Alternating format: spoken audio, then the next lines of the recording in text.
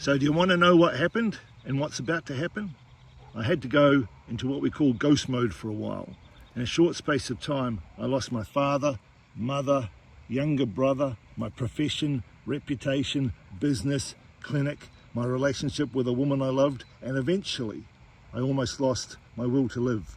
But one day, while sitting beside a crocodile-infested lake in the middle of the Australian outback, I changed.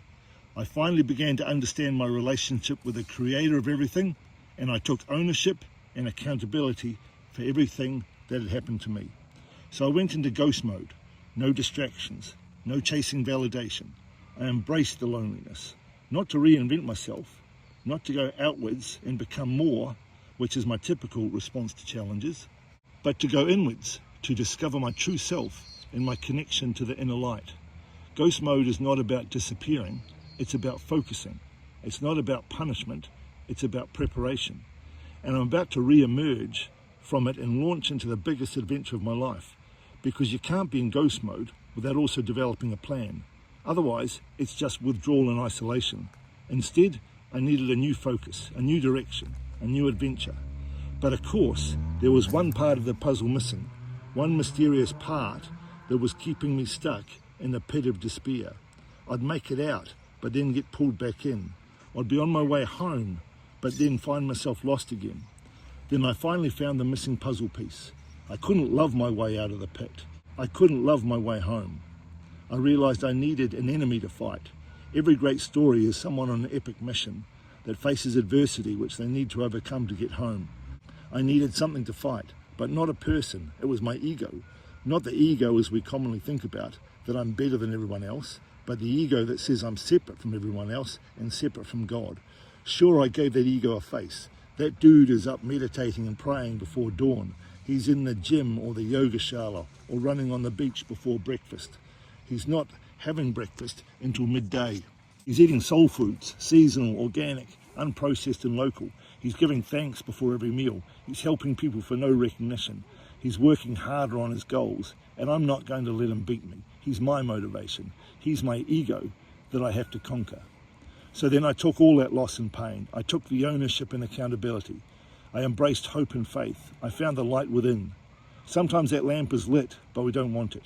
We aren't ready for it. But when we have a great struggle, we become sensitive, and this great help comes. Grace comes from being grace-worthy, but grace comes. And I'm just about to start. I'm embracing the light, emerging from ghost mode. And what's the new direction? I'm exploring the most monumental question of them all. What's the purpose of life? And the answer's been there since the beginning. It's to get back to source, back to the creator. Breathwork is not about holding the breath for a long time. Yoga is not about flexibility. Meditation is not about calmness. Prayer is not about wishes. Detoxing the brain is not just about preventing Alzheimer's disease. They're all about helping us find our way home. Remember, in India, they have a saying that if you leave home in the morning and get lost, but you get home by the end of the day, you were never really lost. You were always on your way home. And ultimately, that's how I approach my health. I ask myself 3 questions. Is what I'm doing, thinking, eating, and drinking good for my mitochondria? Are they helping me get closer to the purpose of life? Are they helping other people? Because that's true love. Love for myself, love for others, love for God. And as Diego Montoya said to Miracle Max in The Princess Bride, there is no more noble cause than true love.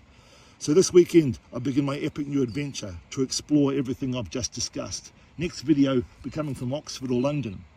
I'm off on my own Walter Mitty adventure to see the world, things dangerous to come to see behind walls, draw closer, to find each other and to feel.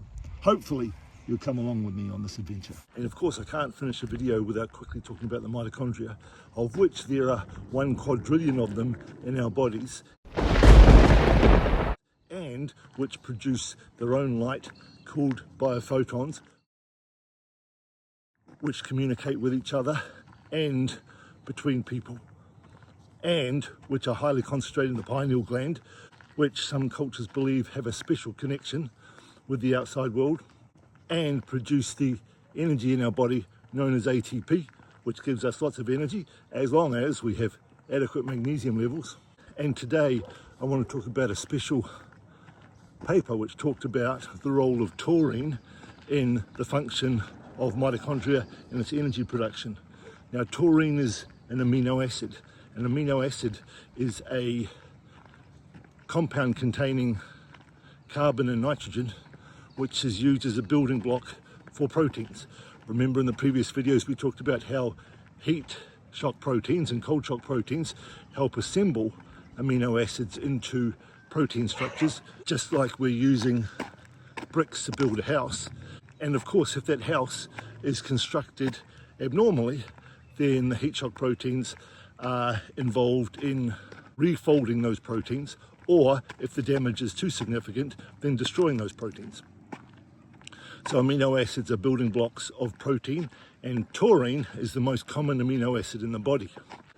Where do we get taurine from? Well, we get taurine from foods, and the foods with the highest amounts of taurine, according to research, are number 1, scallops, 2, mussels, 3, the dark meat of turkey, 4, seaweed, and 5, tuna. So I've started accumulating more taurine containing foods in my diet, and in the body taurine is concentrated in high energy organs such as the heart, the brain, muscles, and the liver. So what role does have taurine in terms of the mitochondria? It has 4 main roles, but to understand those we have to understand what deuterium is and what the 5th respiratory protein of the mitochondria is, which is ATPase. So remember, we've discussed previously how electrons are passed along the inner mitochondrial membrane, finally till they get to the 5th respiratory protein, which was called ATPase. As those electrons pass along the inner mitochondrial membrane, they are pumped across the inner mitochondrial membrane into the inner mitochondrial space, until such time that the pressure of those hydrogen molecules builds up so much they burst back through the inner mitochondrial membrane, and as they do, they spin the ATPase like a spinning top there's various different estimations of how quickly it spins, but looks like it's about 350 cycles per second. Now compare that to a jet engine, which spins about 150 cycles per second, and you can see how fast it spins. And as that ATPase spins by the hydrogen molecules being pushed back through them, it converts ADP, adenosine diphosphate, to ATP, adenosine triphosphate, and as long as we've got enough magnesium in our body, it's that ATP which provides us with energy. So that's ATPase. The second thing we have to understand is what is deuterium. Okay, so hydrogen is a proton being buzzed by an electron. So it's neutral. Positively charged proton being buzzed by a negatively charged electron. Deuterium, which is otherwise known as heavy hydrogen, is a proton plus a neutron being buzzed by an electron, and tritium is a proton with 2 neutrons being buzzed by an electron. So hydrogen exists as what we call 3 isotopes. Now, what the mitochondria like is a mitochondria like hydrogen. They don't like deuterium or tritium, because if the body accumulates deuterium, deuterium doesn't spin the ATPase nearly as fast. Instead of spinning smoothly at 350 cycles per second, it does what we call stuttering, which means that heavy hydrogen causes it not to spin nearly as fast, and therefore doesn't produce as much ATPA, doesn't produce as much energy, and instead of producing that ATPA, it produces a lot more free radicals. So let's have a look at what taurine does to protect us from the deuterium. Now, low deuterium water is starting to be used a lot in cancer treatment, and low deuterium water is water with much lower levels of deuterium as the hydrogen molecule and the H2O molecule. And what taurine does is protects the mitochondria from accumulating the deuterium we do get into our bodies. It also combines with the microbes in our gut to produce low deuterium water. It also combines with those microbes in the gut to produce sulfomucin, which protect the gut lining cells from damage and becoming cancerous. And finally, taurine protects the mitochondria from free radicals. So 1, it produces low deuterium water. 2, helps protect mitochondria from deuterium. 3, it protects mitochondria from free radicals, and 4, it helps produce sulfonucleins in the gut in combination with the gut bacteria to help protect the gut from the gut wall, the gut lining from damage. So just remember the more deuterium we have in our body, the less ATP we produce and the more free radicals we produce. Okay, that's enough for me. I gotta start getting ready for my big trip. If you like the video, give it a like and share it and subscribe to the channel so you can join me on an adventure. And just remember, as the Navy SEALs say, no matter how much it hurts, how dark it gets, or how far you fall, you are never out of the fight. Don't give up. See you next time. Peace and love. And remember that after nearly 6 years I remain suspended in nutritional environmental medicine and can only work as an emergency specialist in a public hospital. So none of this is health or medical advice, and certainly does not replace a professional relationship with your own healthcare provider.